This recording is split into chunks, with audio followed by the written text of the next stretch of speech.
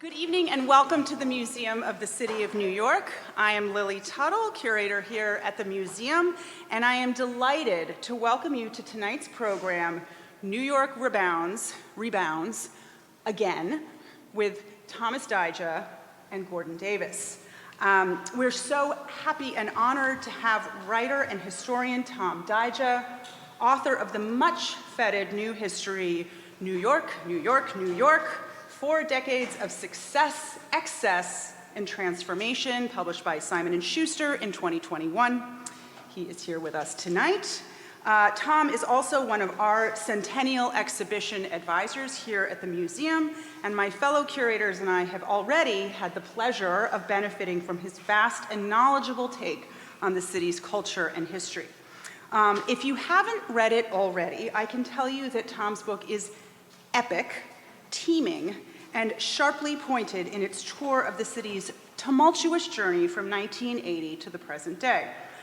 It's an incredible read that includes a very thoughtful and captivating foreword that reflects on the impact of COVID on our city. Tom and I were emailing today about how he was putting the finishing touches on this book in the spring of 2020. And it just came out in paperback, and I have also enjoyed it very much as an audiobook. It is terrific. Tom is being joined this evening tonight by veteran New Yorker Gordon Davis, the city's former Parks Commissioner, among his many other distinguished civic roles.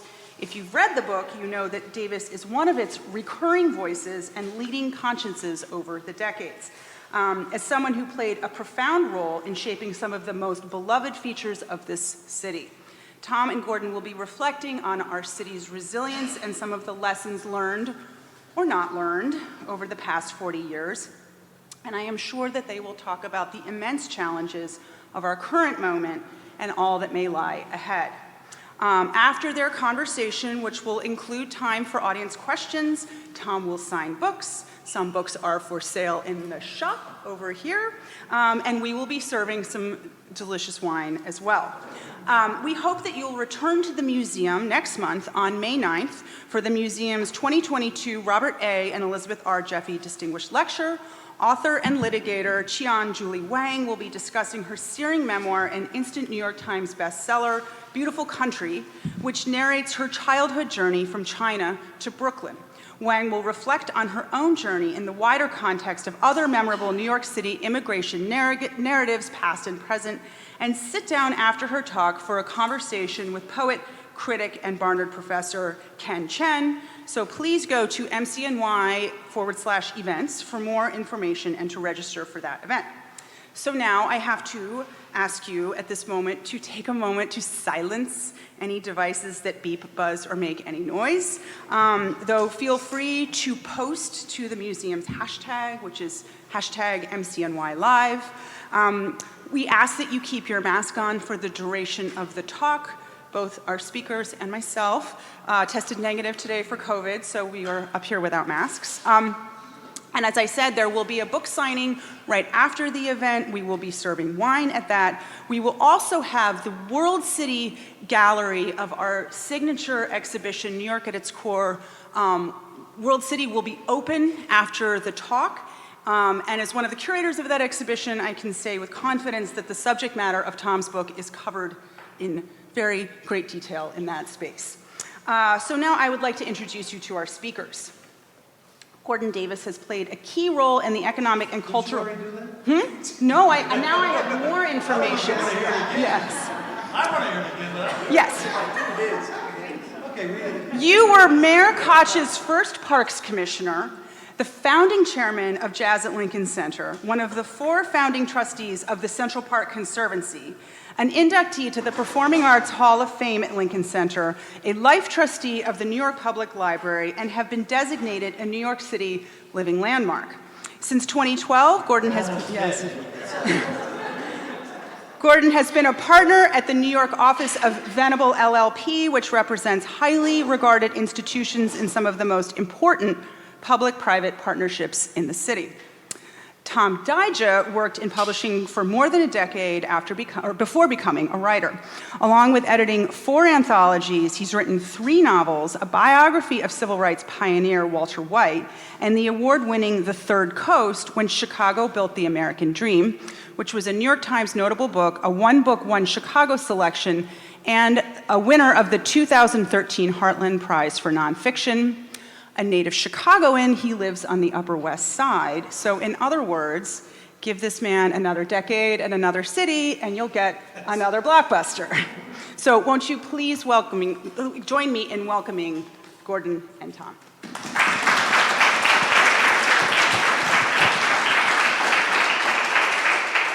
Thank you, Lily. I'm going to try to use this. Before we start quickly, I just want to thank everybody here at the museum who has been terrific. Whitney Donhauser, Sarah Henry, who's here somewhere, Mancho Lopez, who is not here. He is in Catalonia, and Fran Rosenfeld, who is home with COVID. So you've all been terrific to work with. I've had a wonderful time, and it's been great fun. So let's get to it. New York, New York, New York is about the era in New York from the fiscal crisis in the 70s, basically through Bloomberg's last years in 2013 or so. It's this era of enormous change that I came to see as really in terms of 3 evolutions. Over this time, the city stays New York in most essential ways, but it becomes bigger and safer and greener, and at the same time it becomes richer and meaner, and in some ways a lot less of what we had always imagined it to be. So I wanted to dig into the causes of that change. And you know, the cycles of boom and bust have always been a part of New York history. When we talk about rebounds going back to like the 1830s, it's this kind of roller coaster ride that then flings, you know, the city goes down and then flings itself all the way back up. But there were other ways of, there are other ways of looking at it that were cultural and social that fit into that. And it was also clear, having lived in the city all that time, that something changed in how we dealt with each other in New York over those years between the fiscal crisis and Bloomberg. And I think to me that manifested itself in how we used public space.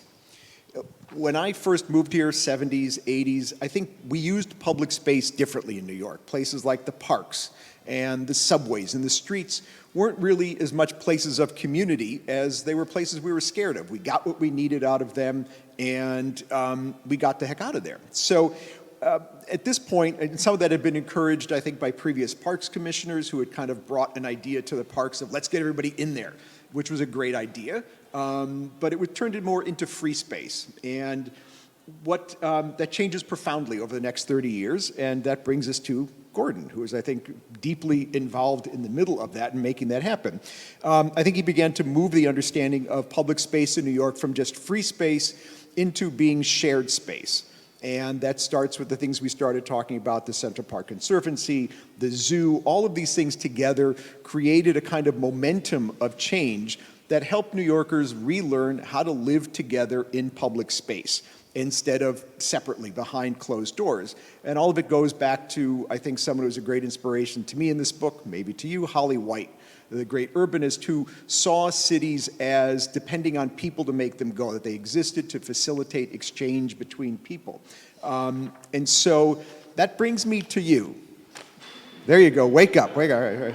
Thank you. So, exactly, right, exactly. A little bit. So let's start with you coming to New York. You grew up in Chicago, like so many great people in this room. There are many, surprisingly number of us. You grew up in Chicago. Your parents, though, great sociologists, anthropologists, Allison and Elizabeth Davis, who were behind a book called Deep South, which Isabel Wilkerson writes about in the book Caste. You went to Williams, you got your law degree, and then you find yourself in New York working for Lindsay. There's a photo, that photo you gave me there. There, right, hiding it. I can't see it. I know, well, I'll tell you what it is, right here. So, what was your job? What did you do with the Lindsay in the Lindsay years in the City Hall then? Can you hear me without a mic? Or? Yes. Yeah. Okay, if you can't, just raise your hand as I speak up. Before I begin, and this is what I do, I go off script all the time, I have to acknowledge the 2 people who got me to New York. My roommates in college, Bobby Seidman, and Alan Schlosser. We lived together between our junior and senior year on 105th Street, in which Bobby indulged me endlessly with tales about James Joyce and his reading of Joyce and his expertise in Joyce. As a result, I never had to read any Joyce.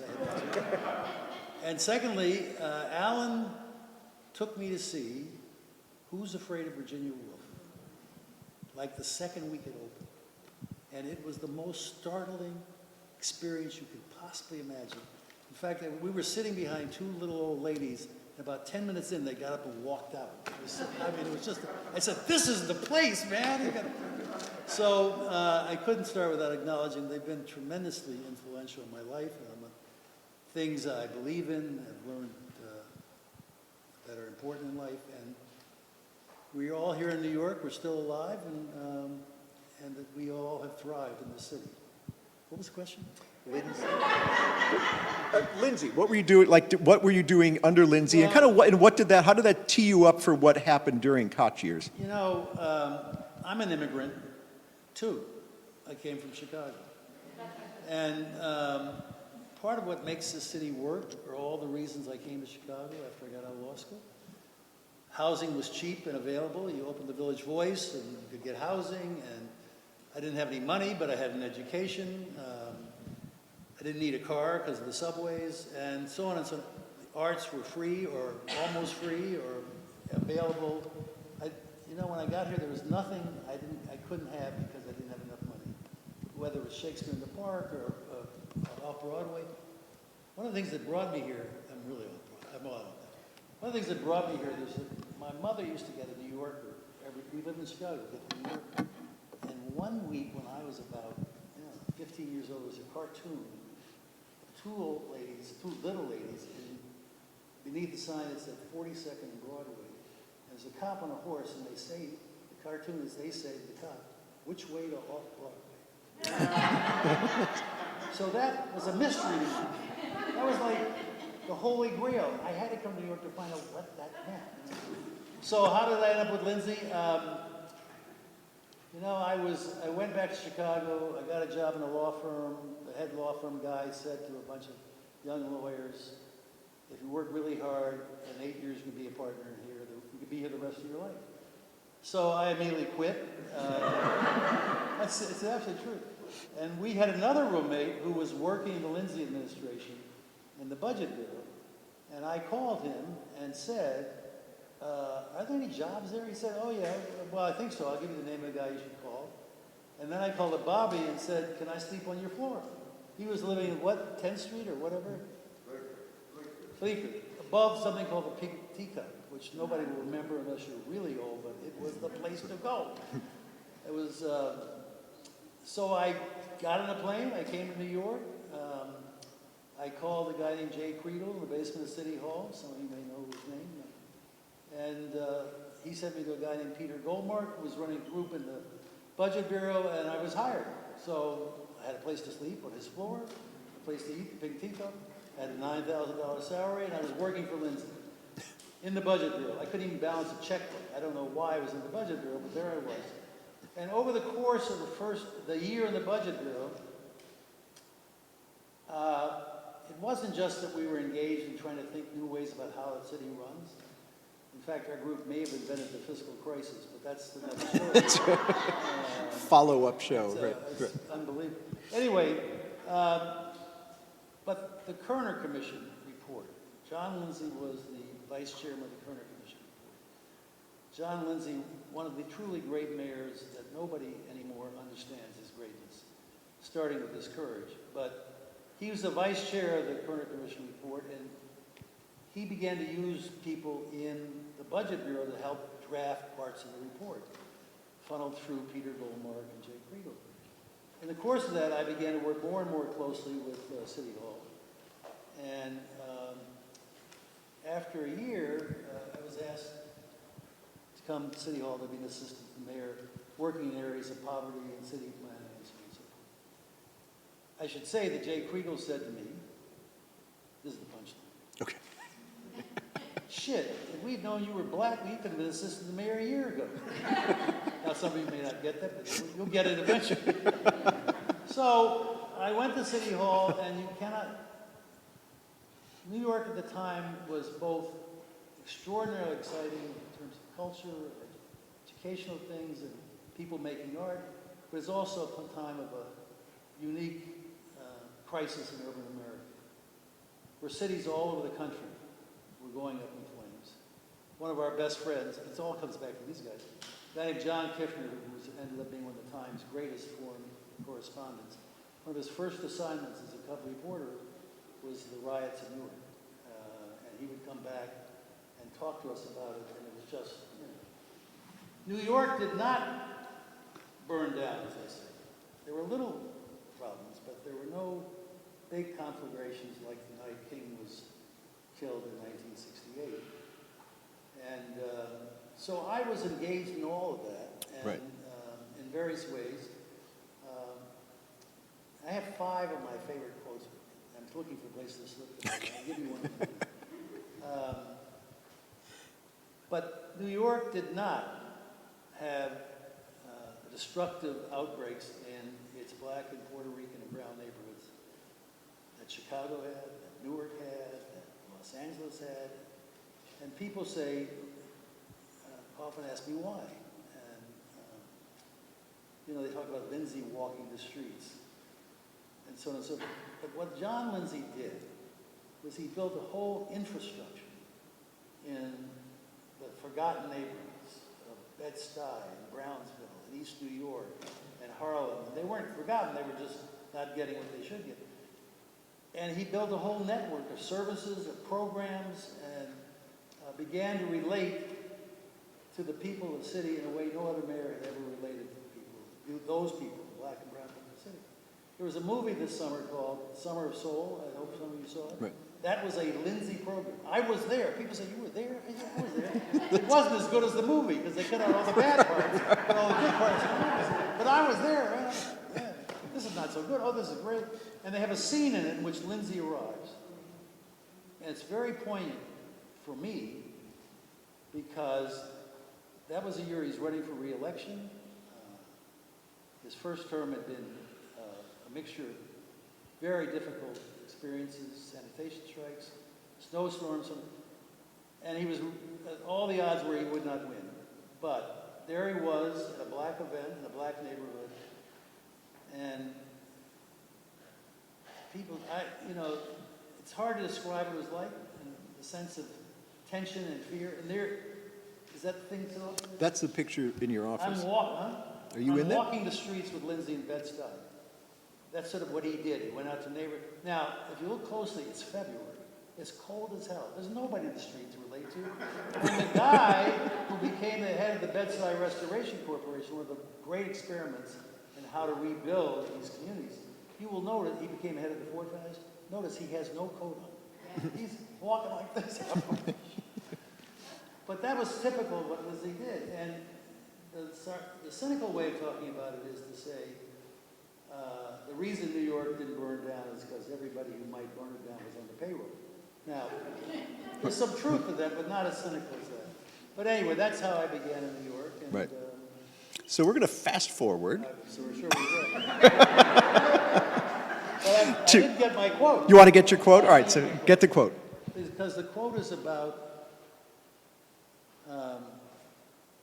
principle, urban crisis.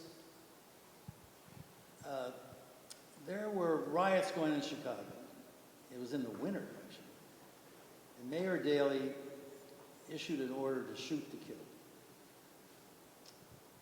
Lindsay got up. He was asked a question about Daley and his comment, shoot to kill.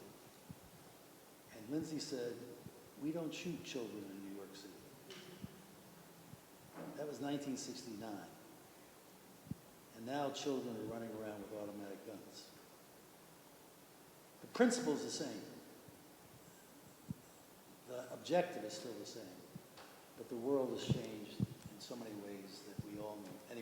Anyway, so here we go. We're at Koch, after there's Beam, the fiscal crisis, Koch is in office.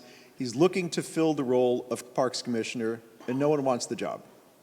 Parks has been this kind of sinkhole of you know, just the worst people go in there. And you're no Koch fan yourself. I voted against him 3 times. When he interviewed me for the job, I said, first of all, you got to know, I just voted against you 3 times. Primary, the runoff, and the general election. He said, who cares? I'm trying to build a government. I don't care who you are. So what did you find? Oh, okay. If you could hold your mic. Hold my mic? They're recording it. Oh. Yeah, so they want your sound. I can go back. Okay. There you go. Did you get the quote? So what did you find? Describe the Arsenal when you walked in. The Arsenal, the Parks Department, the headquarters of the Arsenal, the kind of old crenellated building by the zoo. What was it like when you walked in? Well, first I have to give you another quote. So first time I met Koch was in the basement of 345 Park, where he was interviewing and putting together his government before he took office. And I went in to meet with him, the first time I ever met him. He had an assistant with him. He talked to me for about 20 minutes, then he left the room with the assistant, and then came back and offered me the job. At that point, he and Lindsay were having pitch battles over various things, so I called up John Lindsay and said, do you mind if I take... He said, no, this is more important than politics. Both of them said the same thing. It was very interesting. They came back in, offered me the job. I was an associate at a law firm. I was dying to get out of being an associate at a law firm. I immediately took the worst job in New York City. But in any event, so I would tell people I was the only one dumb enough in New York to take the job. And other things like that. And at a party in my honor when I was leaving city government, I told one of those kinds of things. Oh, I looked like what he thought a Parks Commissioner looked like. And after I said that, the assistant who was in the room called me over. He says, didn't I ever tell you what he said when we went out the room? I said, no. He said, that's the most arrogant son of a bitch I've ever met. That's just what the Parks Department needs. So with that as background, I walk into the Arsenal. The second week I was there, I slipped in the ice of the steps and broke my arm. Can you sue the Parks Department? You can sue yourself, right? It was a depressed and forlorn place where half the people there had been fired during the course of the fiscal crisis. And many of them had been replaced by something called CETA workers, which were federally funded. It was a federally funded employment program, and they were untrained, just thrown in to fill the gaps. And I told... Oh, I have to tell you I'm sorry about this, but so it's a year ago, or whatever it was. I'm sitting in my home. I have a broken leg in a cast, and a brown thing arrives with a book in it. And I open it, and it's his book. I never heard of the book. I never heard of him. I did interview him, I swear to God. So, of course, time is short. So I don't have much time to read a 550 page. So I go to the index. And of course, there I am. So I started reading every page about me. I didn't know it. So I eventually found out the contact. And I said, did we ever talk? He said, you never stopped talking. It was the single longest interview I did. Yeah. Right. Yeah. So one of the first things I noticed was the Parks Department headquarters. The air conditioning is not central air. It's all individual air conditioners in individual windows. And the windows were filthy. So I asked the guy who was in charge of the building, what about the windows? Can we get them cleaned? He said, well, in order to get the windows clean, we have to take out the air conditioners in the fall, clean the windows, and we put them back in the spring. And he said, fiscal crisis, we don't have the resources, we can't do that. So I accepted that answer. It was the same answer they gave me about the Bethesda fountain. Why is it off? Well, fiscal crisis, it takes $250,000 repair. So I'd been sitting in my office with the dirty windows and trying to look at the sea lines. You couldn't even see them. And I finally said, this is crazy. I called the guy up back who runs the building. I said, would you take out the goddamn air conditioners and clean my windows? He said, what? I said, take anybody you in. Commissioners, assistant, secretary, get anybody in here, clean the goddamn windows. So what happened? They cleaned the windows. I said, oh, this can work. Bethesda fountain, $250,000 repair. There's a guy named Joe Breslin. I said, Joe, who was in charge of fountains and things, I said, why doesn't it work? He said, well, it's all broken, it needs money to repair it. I said, do me a favor, take some electricians and plumbers and work on it for a week and let's see what happens. And it worked. I mean, it wasn't like today, but the water came out and it sort of, there was the lady in the park. So what I found out is during the fiscal crisis, where the fountain became a gathering place for mostly young brown and black people, the fountain would get full of debris, and the Parks Department just got tired of cleaning it up, so they just turned off the water. Right. Made it easier to clean up. It still worked. It wasn't perfect. Later on, it cost millions of dollars to get it working. So that was sort of the beginning of my trying to figure out how to get things done, and I have a list of... Well, so here's the first thing I have over there. You can't see it, but it's pictures of the zoo, of that seal lion, which looks dead, but it's not, though it was close to, and Patty Cake and Wilhelmina the whale, which at that time was eating children, it looks like. It was a bad time at the zoo. You brought your daughter there, who was a little girl. And these are all true stories. You can't make this stuff up. I brought my daughter to the zoo. I'm the new Parks Commissioner. I'm proud I'm in charge of zoos. And I bring her to what was then known affectionately as the Cat House, and which had lions and tigers. They were all, it was a Rikers Island for animals. Right. I mean, it was appalling. And the smell was appalling, and the confines for the animals were appalling. And one of the lions roared, and my daughter Elizabeth, who they all know very well, who's now a remarkable professor at Emerson College, she said, Daddy, take me out of here. And I looked around and I realized I was in charge of a jail for animals. Right. So the next step is this photo of you and Brooke Astor wrestling with an ocelot, I think, and there's now, Andrew Stein and... I came in, one of my other quotes about New York that's a favorite is E.B. White's book, This is New York, in which he had said you have to be willing to be lucky to live in New York. I came here in 1968, and 10 years later, I'm the Parks Commissioner, and I'm standing next to Brooke Astor. Are you kidding me? Wearing a very sharp suit, I might add. This was the press conference announcing the rebuilding of the zoo and it being turned over to the Bronx Zoo. And the zoo people brought, this is 1982, they brought also a leopard, a little leopard, and they handed it to Koch. And he said, the mayor is not a schmuck. He does not hold things that bite. And he handed it. So this is Brooke Astor, who was absolutely wonderful. She represented a kind of philanthropy in New York that has always helped make it better than it was. I was reminded of this yesterday. There was a memorial service for Vartan Gregorian at Carnegie Hall. Where we're going to get to him next, right? They talked. Anyway, so this is what we turned over the zoos to people who really know how to run zoos. Kevin Roach designed the new zoo. It's supposed to look exactly like the old zoo. And it's the first thing they told me, the zoo people said, we have to take out all the big animals. I said, all the big animals? You have to take out all the big animals? Can't you leave one? We'll leave one. But we're going to build an insectarium. I said, what the hell is an insectarium? But anyway, they knew what they were doing and I didn't. So this was another kind of learning how to, I told, in the course of my endless interview, I mentioned, he was talking about heroes. His book is littered with heroes.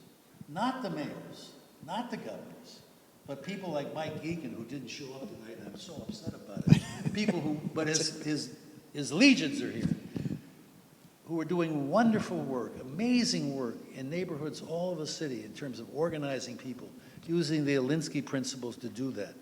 And I'm reminded of that because about 6 months after this picture was taken, the zoo hadn't been turned over there, a homeless guy got in the polar bear cage. And I got a call at 6 o'clock in the morning saying the polar bear was playing with the body of this guy. Because polar bears protect themselves, they don't. So the first thing I said is, please don't shoot the polar bear. But it became an issue in New York that was represented at the Times in the sense that we were going to spend $28 million to rebuild a zoo while homeless people were dying in the streets. Sidney Schamberg, one of the great Times reporters. Then he had a column, and he wrote a column about this dichotomy and how appalling it was that they were spending $28 million on zoos when homeless people were getting. So this was a kind of time where you had to walk that edge and try to do the right thing as best you could, and take the lead of people like Mike Egan, who was working in East New York and places like that. Right, Anyway. but also the next thing I have here you can't see is you with Elizabeth Barlow Rogers. And, I mean, the role you had in starting the Central Park Conservancy. Like, basically, this was something that you realized you could spend your entire job dealing with Central Park. I told Betsy at the time, just do what I tell you. And I take all the credit. She gets none of the credit. But read her book. Right. About the transformation of the park. We founded the Conservancy in 1980. I left the Parks Department in 1983, and she was there for another 15 years. Bringing it to reality. Now, there's a question there. I don't know, but here, let's go. This is a photo of Bryant Park. For those of you who are too young or you've blocked the memory, this is what Bryant Park once looked like, or used to. The exorcist, or former exorcist Malachi Martin, once wrote that demons would go to Bryant Park to find lost souls, which I thought was pretty descriptive. I think the Parks that's right, exactly right. Or else just to buy drugs mostly. But you're talking about Vartan Gregorian, and I think the kind of insight you had was that there were these two kind of institutions next to each other, Bryant Park and the library, and you'd push people out of the library and try to clean it up, and they'd end up in the park, and the park would push people out and they'd go to the library, and there was a realization that they actually were a shared kind of ecosystem. I want to go back to Central Park simply to say what happened there was one of the great miracles of this city. It was completely rebuilt, literally from the ground up, over the next 25 years.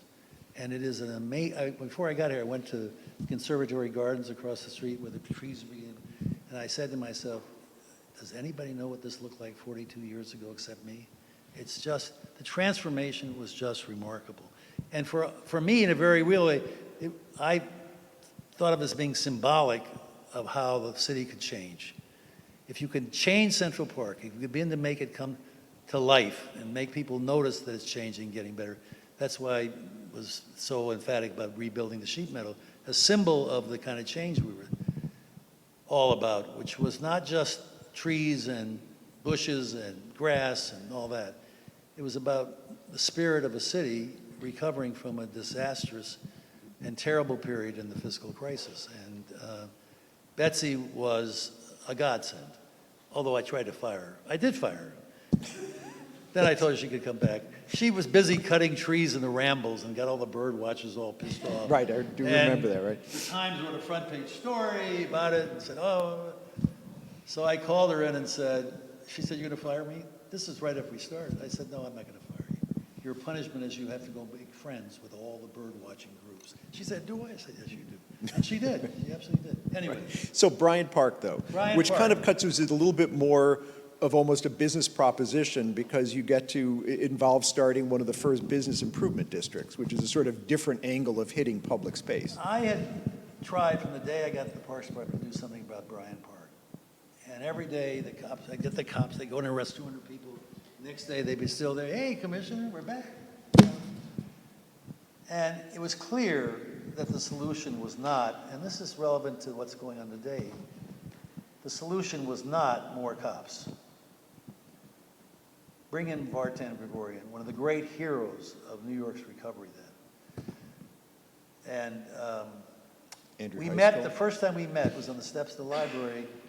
When he got here, the wreaths on the lines were stolen, so I called him up and said, I'll replace the wreaths and I'll get some park rangers to guard them. He said, you bring the rangers, I'll replace the wreaths.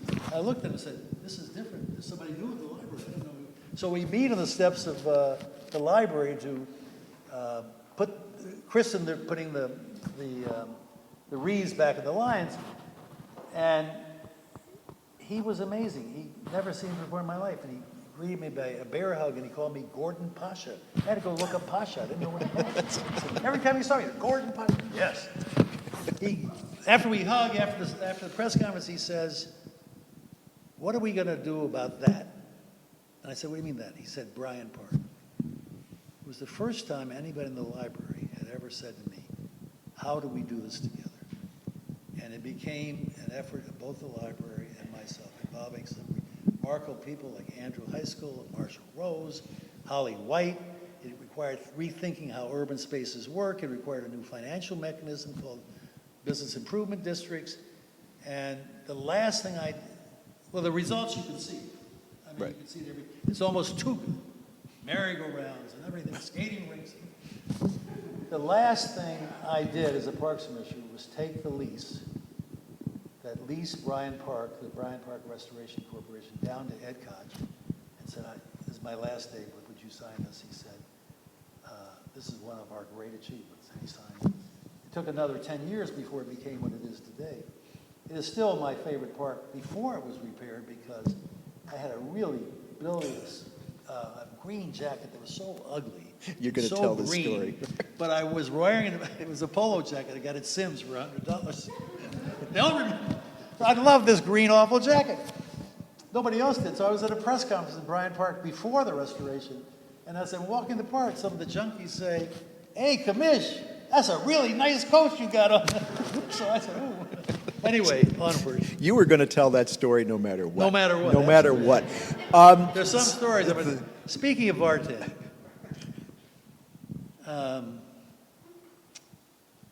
what he did at the library, he did with a philosophy that he repeated over and over. Democracy and excellence are not mutually exclusive. He got Jackie Kennedy, he got people in the lowest library. He began to teach librarians. They weren't librarians, they were educators.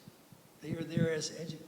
He was a remarkable man, and I never forgotten the quote, because that was his mantra over and over and over again. Right, and a lot of these things happen. I mean, these were happening in a pretty concentrated period of time, actually. Outside of the Central Park, which took, 15 years, 20 years to rehappen, these things were starting to be visible kind of quickly. And one of them, which I think signal for this, is the sheep meadow. Here, I have a picture here of you marching through the park with Koch, but I love this. Where is it?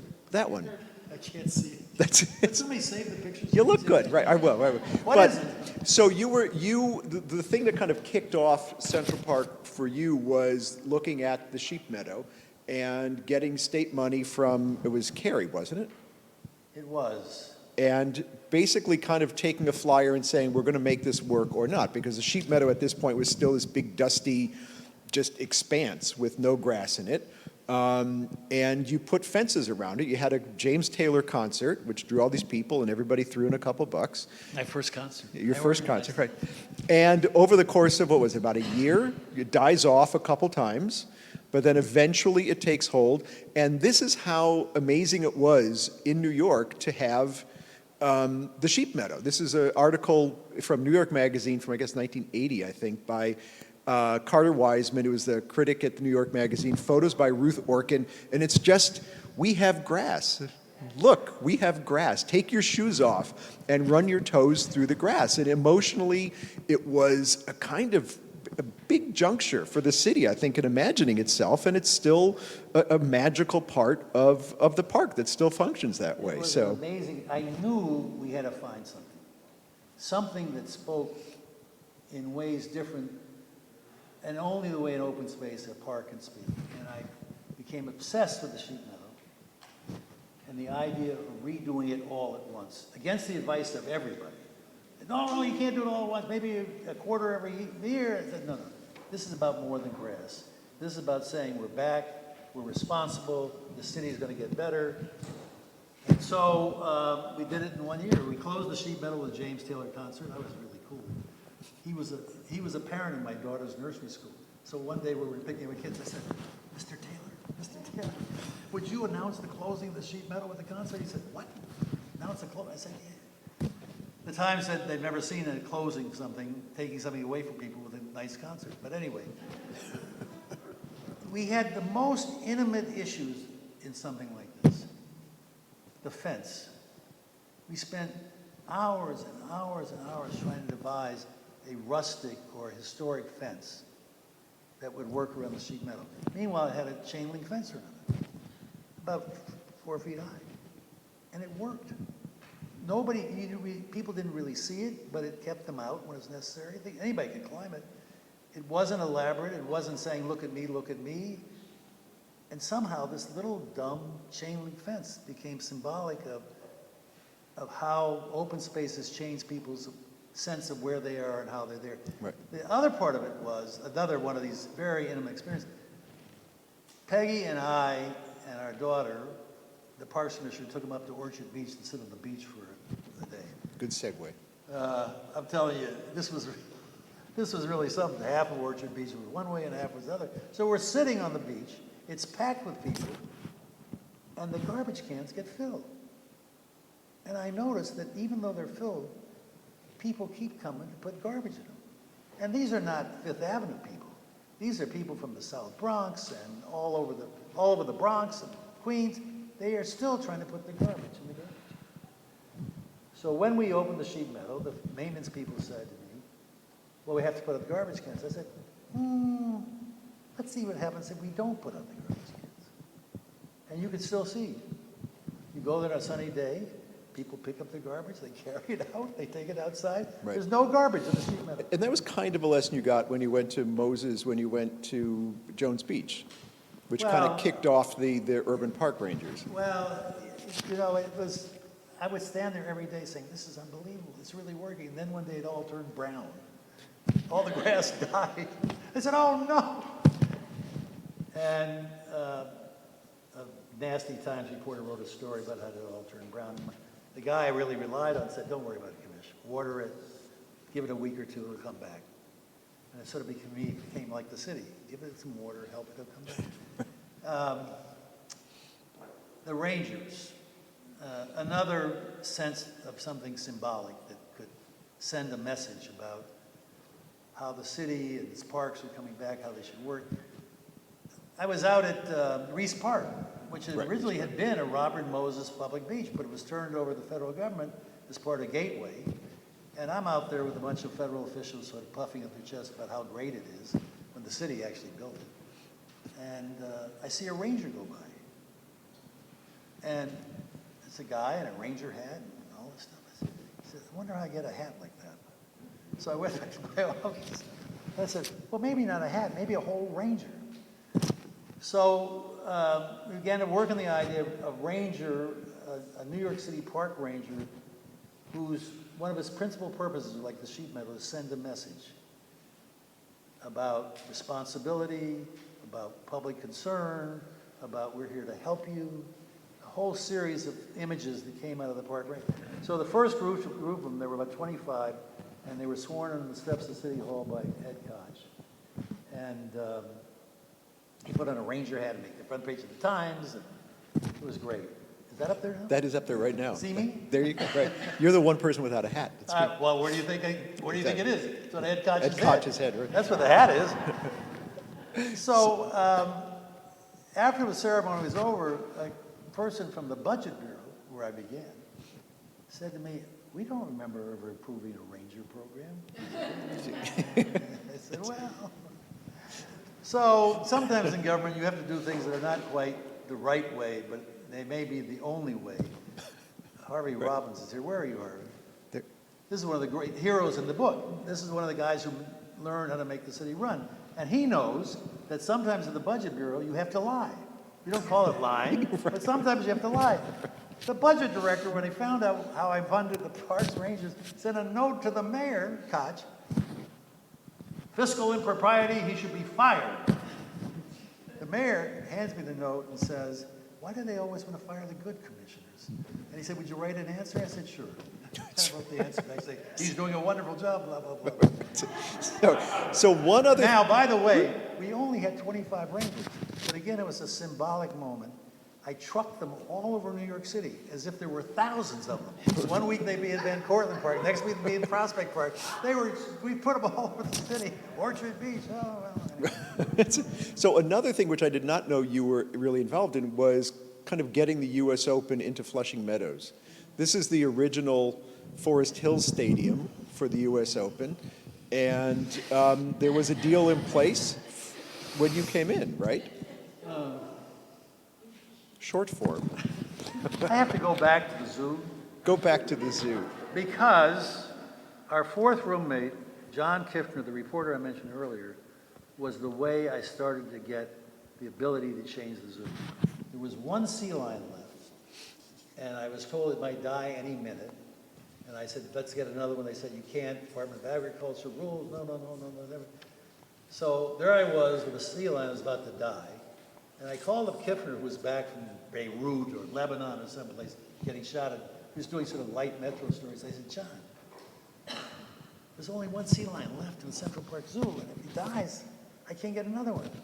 So he wrote a story about the last sea lion in the Central Park. And you know, a day later, the Department of Agriculture said, we'll get you a sea lion. No, don't worry about it. And 3 weeks later, the sea lion arrives. It's a front page story in the Times, all because the guys were the most hardened, most amazing foreign war correspondents in the history of the New York Times. But that time, the sea lions. Now, So, I didn't want to miss it. no. Well, Now about all my roommates. There you go. We've knocked them all off. So a little telescoping here. U.S. Open. The deal was in place basically to move from Forest Hills to Flushing Meadow, but you had like 10 months to create a new U.S. stadium. Open, for those of you who know about the tennis circuit, it's played every August. And the U.S. Open had been in the Forest Hills awful little private stadium forever. The stadium was perfect, but the rest of it was all very private and green and so on and so on. Right. And they got sick of trying to play there because it was the era when the U.S. Open became, when the big money started coming into tennis. It was the era of Arthur Ashe, of McEnroe's mother, so on and so on and so on. And so the head of the USTA, who was a guy from Mississippi, called me up a week after I'd been in the Parks Department and said, I will not try to do his accent. He said, we got a problem. That's a little bit of accent. We got a problem. The city has us all tied up in red tape, and this thing will never be open by August. And he invited me out, and sure enough, it was between Beam and Lindsay, the city stopped functioning. Nobody would make a decision. Nobody would take responsibility. Beam was no longer the mayor. He never was the mayor after the fiscal crisis. He was a mayor in term only. And all the ability of the city to function in the last year of the Beam administration sort of ceased. That's the way the Parks Department worked. It wasn't only the Parks Department. So I called a meeting of all the involved agencies, and they sat, and one by one, the commissioners didn't come, they said deputies, who weren't going to make a decision about anything. One by one, they told me why they couldn't do something.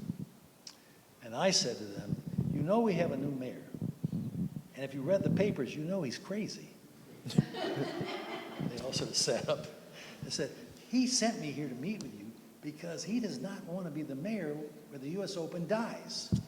So I'm going to get him on the phone, and we're going to go around the room again, and each of you are going to explain to him why you can't do it. They went, no. So we got it done. Of course, the mayor knew nothing about it. I could have never gotten him on the phone to talk to these. It was all made up. But, it's, there's a moral in there someplace, but I keep... I know exactly what it is, but... Well, there are issues here that are... I'm being humorous about a lot of things, but very deep issues in love, like the zoo. The movement of the USTA, U.S. Open, from Forest Hills to a public park was symbolic of all kinds of things. One of the most important being the park was the oasis for the immigrant community in Queens, which was a Spanish-speaking community, soccer games, volleyball games. It was their park on the weekend. And all of a sudden, the stadium gets built. And they paid absolutely no attention. They could care less. They were out there doing their thing. So it brought attention to a park that nobody had paid attention to since the World's Fair. And all of a sudden, the Parks Commissioner and various deputies are looking at it saying, oh, something more important than the USTA is what do we do about this park, which is so important to an unrecognized immigrant group, none of whom were probably legal, but what's the point? None of us, when I got to New York, I wasn't legal. I mean, I was doing all kinds of unlegal things. But anyway, it was a community that was completely off the radar screen of the government. And all of a sudden, the park it became profoundly important to all of us. Right. We were committed to do something about it. And again, there was a symbolic moment. There's something called the Unisphere, this big, ugly globe they built for the World's Fair. And in its prime, it had 30 water jets around it. They are all been turned off. There's no water coming out. And I said, for the U.S. Open, that sucker's going to work. And we fixed about 8 of the jets. And the U.S. Open's on worldwide TV. The jets are shooting up. Right. Like Latin folks are playing soccer in the background. It looks perfect. It wasn't perfect, but it was a beginning of trying to address a profound need for a community that was completely overlooked and was doing the dirty jobs of New York City. And this was the most important thing to them in terms of getting out and living a life in New York City. Right. And there, at the time, through a lot of these things we're talking about, there was in the press a lot of discussion about public-private, kind of cooperation or collusion, in certain ways. And I think a lot of what these things proved at this point was the real power of importance of these kinds of partnerships, that expecting the government to do it all alone. I mean, Herb Sturtz was somebody, another great kind of hero of the city, who very much felt that the private sector should be involved in helping the city get back and helping to function. The first person I met, the second person I met when I went to work at the Budget Bureau was Herb Sturtz. He was running something called VERA, one of the most innovative criminal justice-related programs in the country. This is 1967. I'd never met him. I was told he used to work for Boys Life. I said, "What's he did?" But he was a visionary. And the reason I met him was because he was doing some consulting work for the city about the criminal justice system. And but he's another kind of hero that Thomas has done a wonderful job bringing spotlights on people. Me, of course, I loved it, but the other people who were far more instrumental in changing the city at a very ground roots level. And Herb was one of them. He revolutionized how the criminal justice system worked. It doesn't mean it's working better now, but he brought new ideas to something else. Well, he was the first person to talk about breaking up Rikers. Yeah, so that's been sitting around for 40 years. So in fact, my wife was his deputy and worked on the plan to break up Rikers. But she's not here, so I won't go on about that. All right. So we're gonna scoot ahead here a little bit. No. Yes, I know, because they're not going to let us sleep over here. So now you've left. When you leave the Koch administration, one of the things you do is you go on the board of Lincoln Center, right? I do. And I think you do play a major role in the founding of jazz at Lincoln Center. I played the most important role. There you go. Another Wynton way of Marsalis talking was about playing for public dimes space. in Columbus Circle. I said, "Young man, come with me. I see you have a future." Of course, that's not what happened. What happened, like all these stories that I tell endlessly, and my friends all have heard them 1,000 times, it's never one person. Never is it one person. Leadership is a critical ingredient in how things change. Mike Geekin is an example of that. Reverend Johnny Ray Youngblood, Youngblood, another example. He has a whole list of them. It's never one person who does these things. I take the credit. I do the TV. But behind that are people who are smarter, more committed, stay longer, and it's always a collective effort. And that's true with jazz. I was on the board of Lincoln Center. A person in visitor services at Lincoln Center had the idea, because she knew Stanley Crouch, to get Wynton Marsalis to do some end-of-August concerts, a series called Classical Jazz.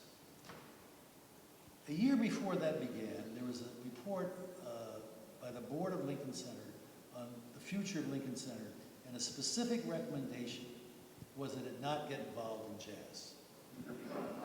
So a year later, the Mozart of jazz shows up, right? It's like the King of Austria saying, "No more symphonies," and Mozart walks in, "Well, let's do a symphony." Anyway, it wasn't so easy. But that was the beginning. Then we got a group of people together. Ahmet Ertegun, Stanley Crouch, Wynton, of course, my good friend, what's his name? All my friends now name what's his name. But it was a group that mixed people who knew the music and people who knew the world of philanthropy and power. So one of those people was a woman named, Ann? what's her name? Ann Campbell? Huh? Ann Campbell? No, all right. Come to me in a minute. She was wonderful. But Anyway. she represented the old style of philanthropy in New York. And I convinced her to come on this committee. And the reason I convinced her to come on the committee, because when we went back to the board of Lincoln Center with a recommendation that was preordained, which is, yes, there should be a permanent president of jazz in New York City, I didn't want to make that speech because they'd all expect for free. But June Larkin, who was a major force at the American Museum of Natural History, the Museum of Modern Art, all the great institutions she was given. The family fortune, I asked her once, where did the money come from? She said, oh, my father invented lifesavers. I said, why didn't I invent lifesavers? But he then invested in CBS's.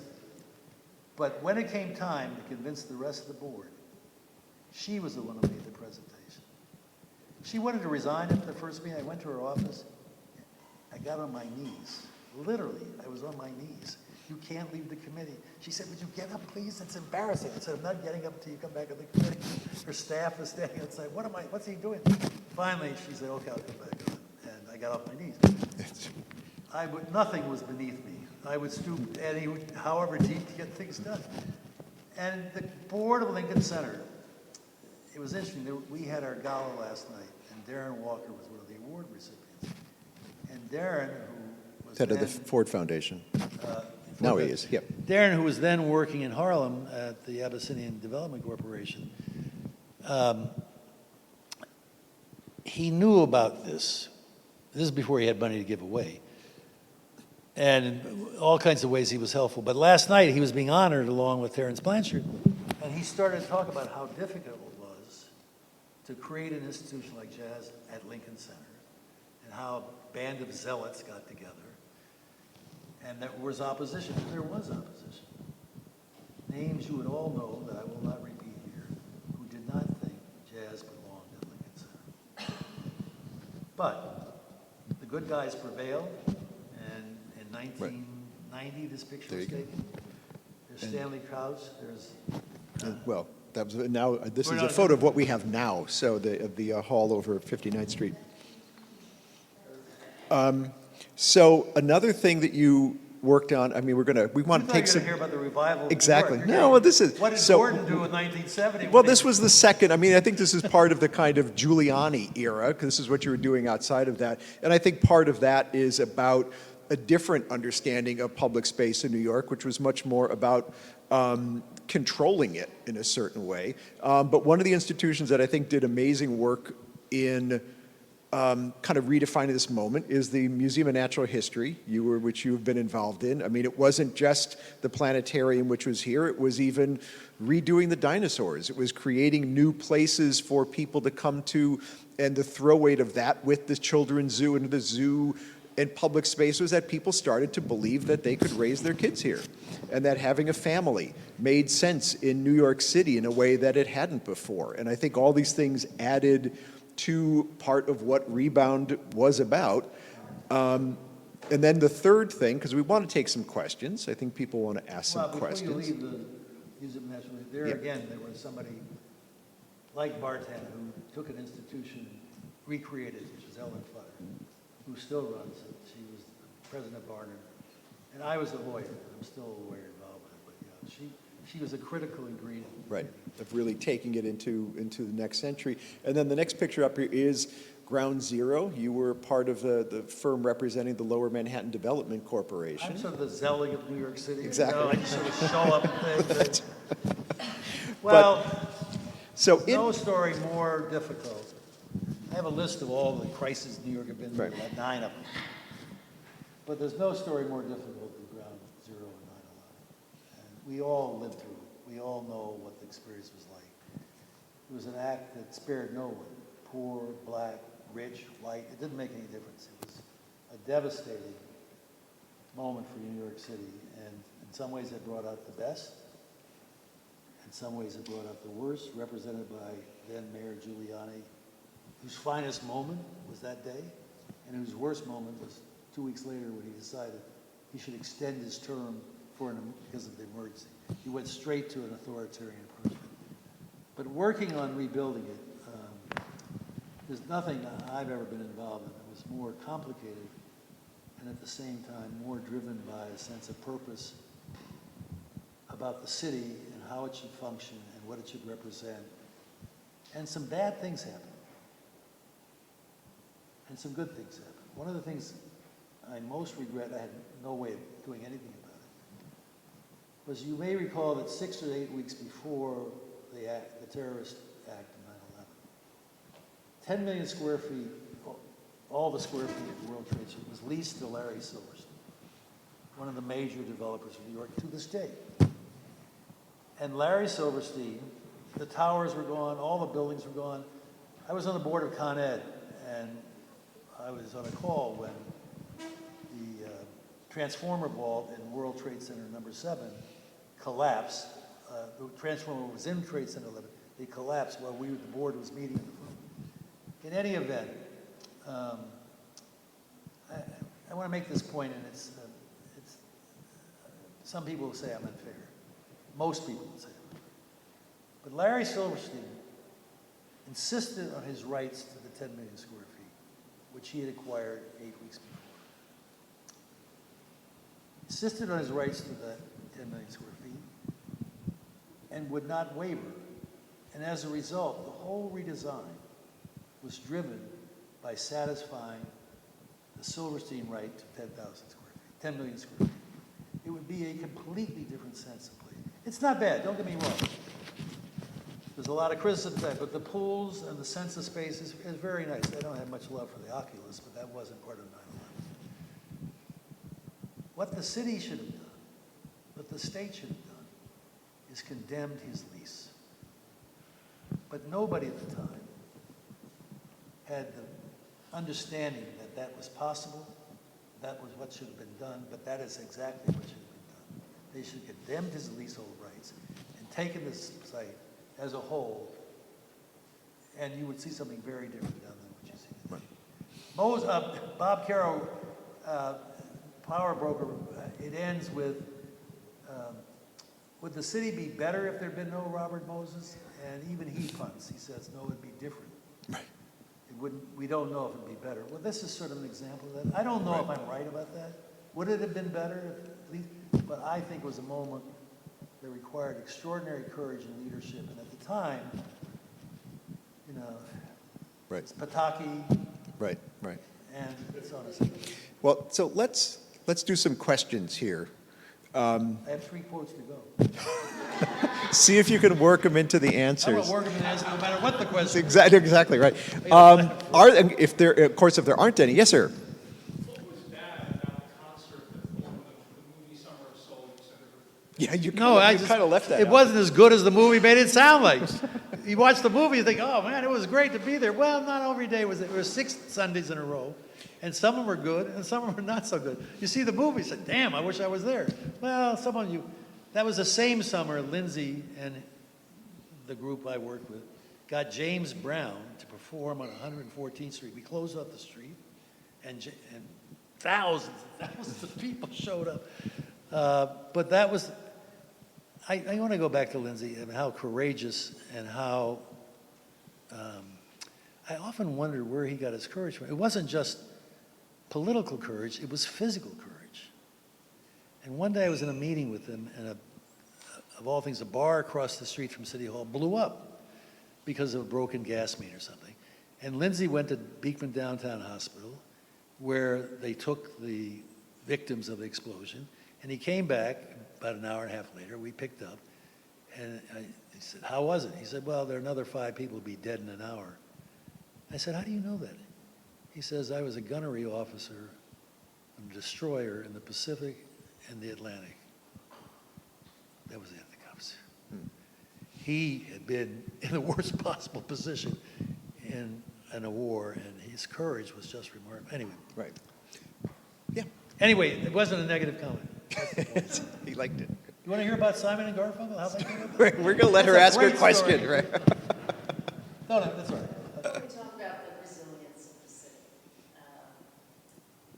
there are some historians who would argue it has to do with the DNA of the city. It is just a resilient place because of the Dutch or whatever. You find It ain't the Dutch. built ornament or whatever. They're more abstract notions, but it seems to me when we think of the resilience of the city today, which I think is on the mind of many people here, Of course it is. for you, it's about people, and it's about leaders, and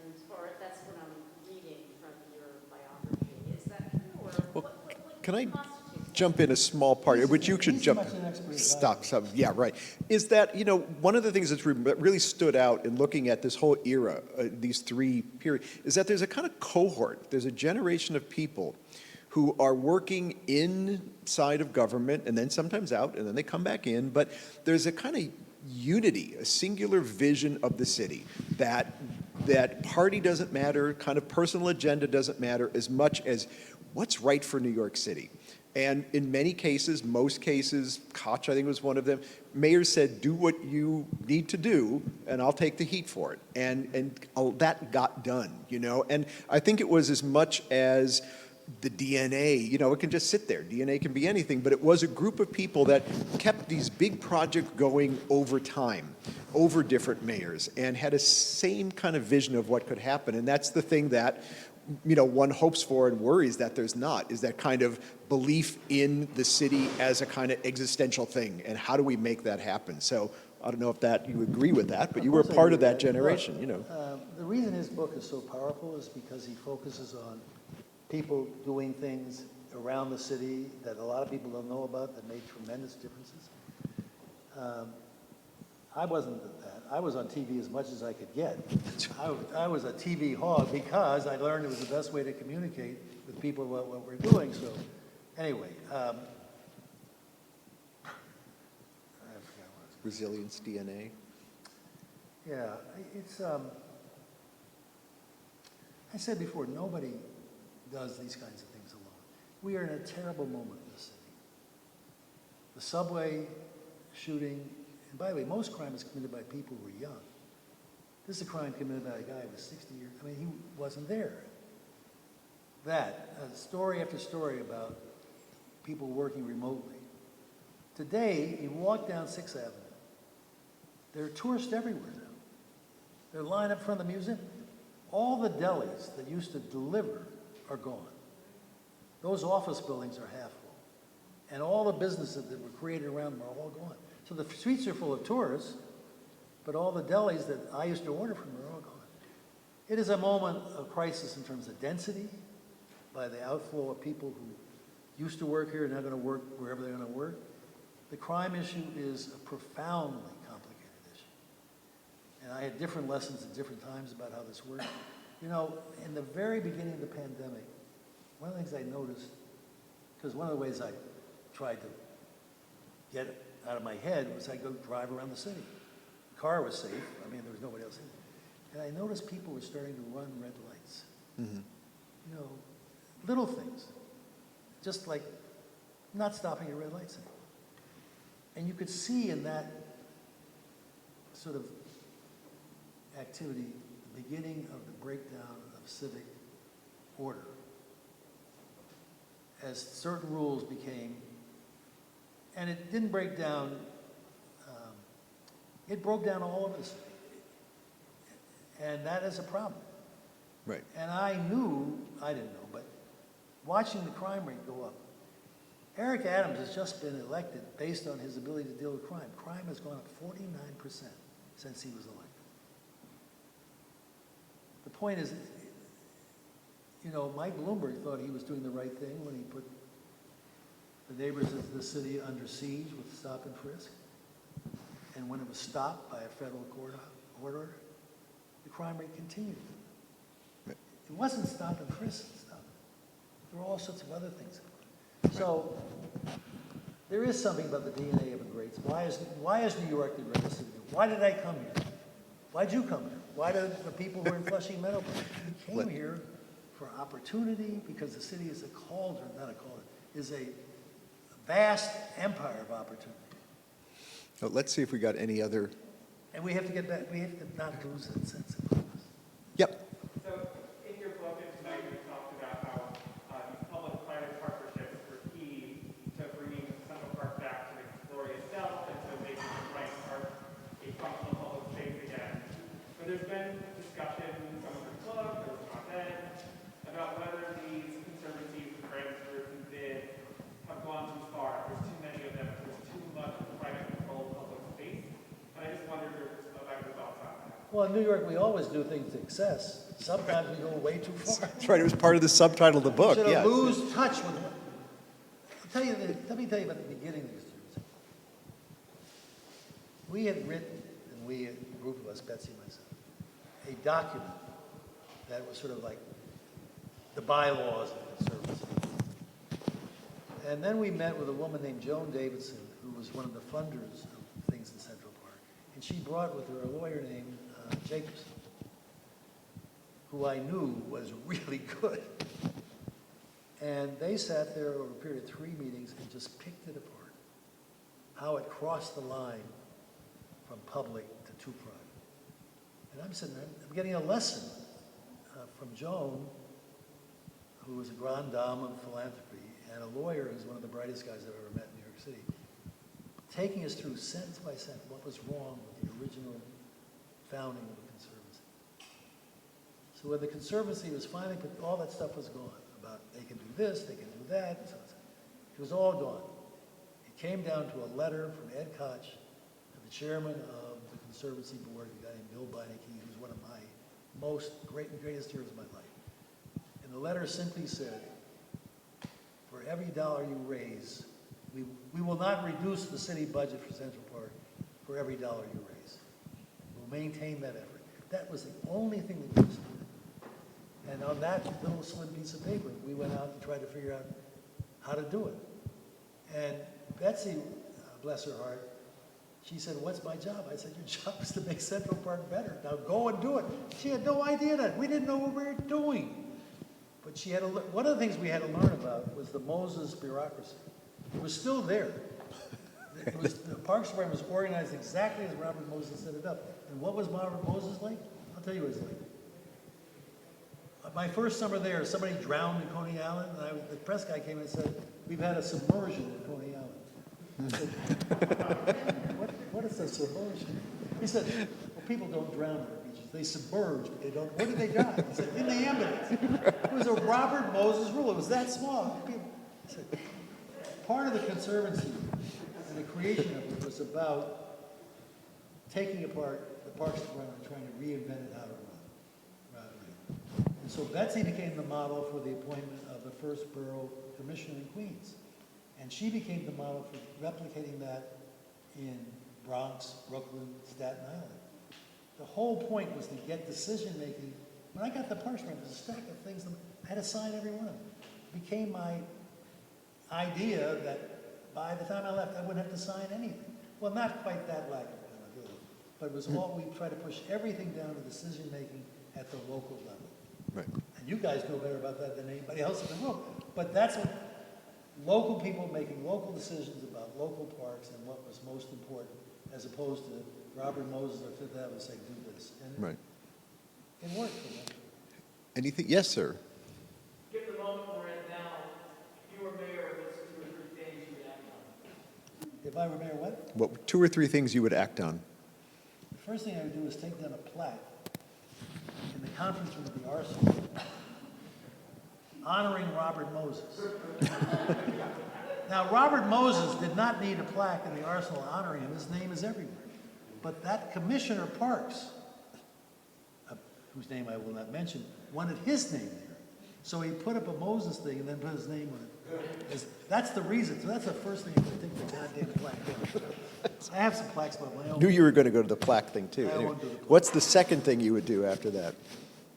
It's very difficult. I don't know what the second thing I'd do. You know, I was coming in and talking to the guy who's from Chicago, who's in charge of the education programs here, and talking about reaching kids. And he had spent a lot of time in the Harlem Children's Zone. So, I suppose the second thing you do is you look at the most difficult situations we face and the people who are entrapped in it, whether it's in the education system, whether it's in the mental health system, whether it's in the police department. You try to figure out, parks, all that was, in my sense, sort of theater. What was really under all that was trying to figure out how to make the city better for everybody. How to make it better for the people playing volleyball in Flushing Meadow, how to make it better for people out in the Sheep Meadow, how to make it better for the people at Orchard Beach. So you look at those kinds of issues, and that's not, you make a decision about it, that's just hard work. and hard decisions about allocating the marginal dollar of the city budget. It's like Sidney Schamberg's column, which I called him, told me it was outrageous he would write such a column. And then the lesson was, not guns and butter, but homeless versus zoos. It's not a dichotomy. It's all part of what makes a great city. That homeless person should have never been in that cage. But that's not an indictment of the polar bear. That's an indictment of what got him in that cage. Right. So, Well- first the plaque. Right, then solve everything then- else. Right. The best people you can find, and usually the best people you can find are people who are working at the grassroots level. I love Harvey being here. One of my favorite, this is not a quote of my list. This might be your last story. my They're last. going to What was the last turn thing he said? they're going to turn the mics off on us and lock No, us I in. got So two more. So there was a Time story about the time I got to the Parks Department about the city bureaucracy. And they found a woman in the Department of Personnel, a longtime civil servant. And they said, well, how do you deal with issues when they come to you? She said, I always say no. They said, you always say no? Yeah. Because if you say yes, where do you go from there? Well, that's the way the city government was circa 1978. Turning that around, that takes a lot of work. And that's the quote off. The other two quotes, you'll throw me away. I'm going to throw it. They're going to wait. So No, you got to let me Google it. I think Lily says, yeah, well, what? So we're going to sacrifice quick quote presentation. Well, Can I just sneak in while Gordon's somewhere around? Yes. If people would like to know what Gordon was like in college, you could be over there. If people want to know what you were like in college, he's going to be over there. Right? I want to read you two quotes. They didn't just live together at Queens, they were roommates at Harvard Law School. Alan got a lot to tell. What brought me to New York was him taking me to see Who's Afraid of Virginia. I know. But Now, the two quotes. I know, I'm way over time. One is a quote that was in Newsday in April 1986.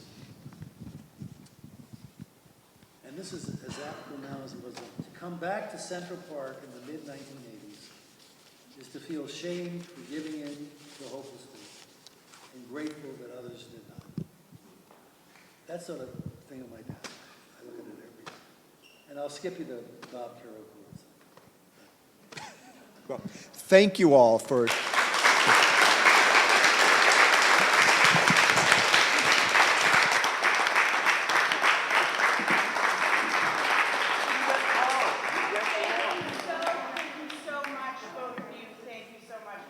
Buy the book. Buy the book. Read all about me. In the shop, have a glass of wine, check out the exhibition, enjoy the museum. There's another exhibit. Is the photography of the Come back and see the exhibition another time. We are I'm on open. the board of an organization that gave them 1,000 photographs of New York City.